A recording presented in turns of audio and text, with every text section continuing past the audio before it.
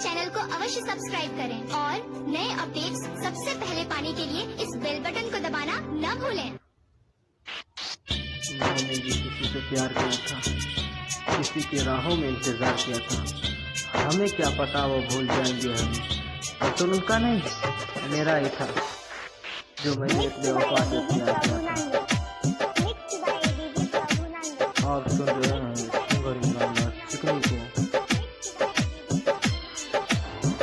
कलियो भरोसा हमें तोरा परनिया, तोर दिल है हमर विश्वास गे।